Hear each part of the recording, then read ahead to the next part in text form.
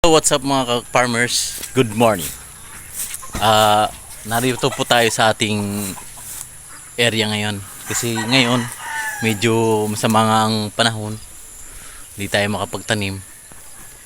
So kuntit lang tayo ng very light lang. And flex ko lang kasi sa inyo yung tinaniman ko kahapon. Dahil sinamantala ko yung ulan kahapon. Halos maghapon yung ulan. So nag-direct seeding tayo ng pichay. So ayun mga ka-farmers, ayan po ang ating kinultivate kahapon para mataniman ng direct seeding natin na pichay. So sana po maganda ang ito'y una nating tanim. So titingnan natin kung ito'y obra ba sa area na to, kasi napakatigas ng dito ng lupa.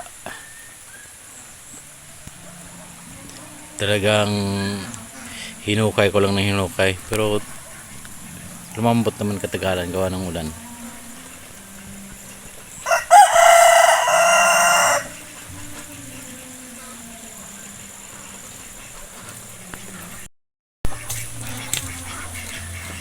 Ayan ating mga itik.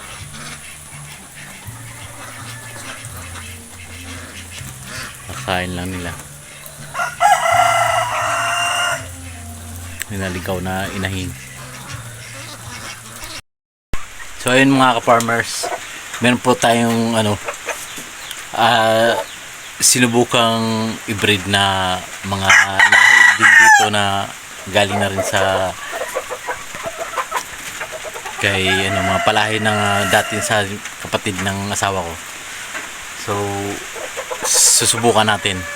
Pinagpapares ko yung mga kung anong mga ilalabas nila kung maganda pa. So ito yung kuha natin, yung kulungan.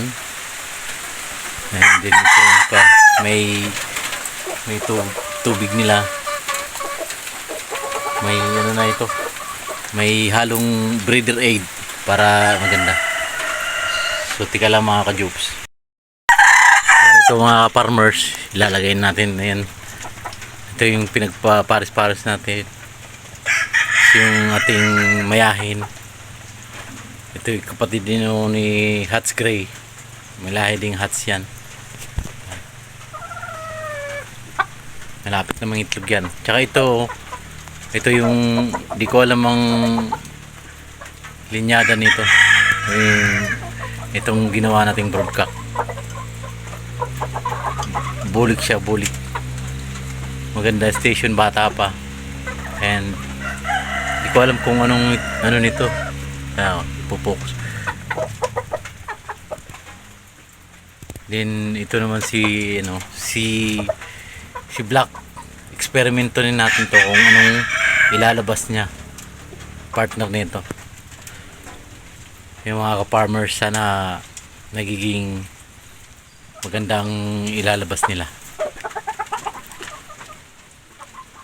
Lagyan na natin breeder. Ito isubok lang muna. Maganda yan. Ayun o.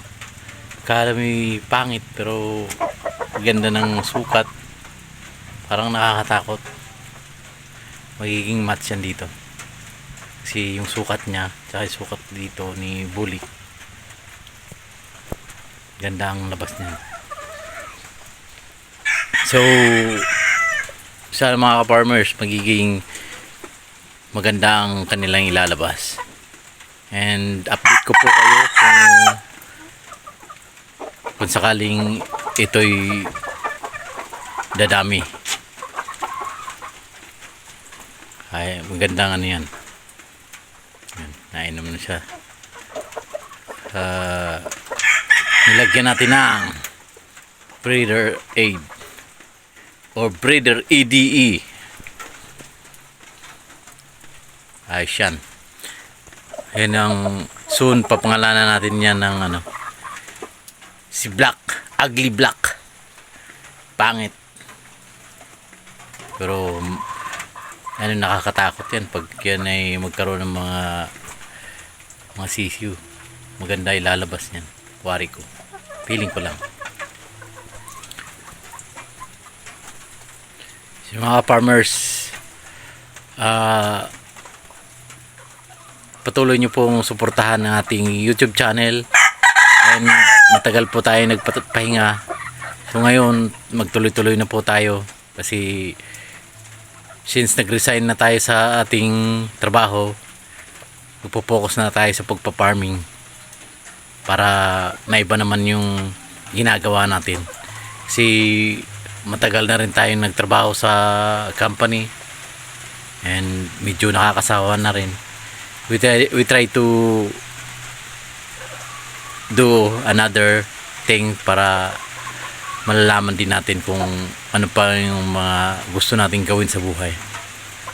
In farming business, kailangan lang natin ng matyagang ano talaga, at sipag, diskarte, at higit sa lahat kailangan meron kang kaunting pera dito kasi syempre in 3 to 6 months kailangan mo mag-antay ng mga resulta. So you should have to save money for if you are planning to in farming business. So that's all mga ka-farmers, and subscribe for more, and thank you. Jubes Farmer TV. Bye bye.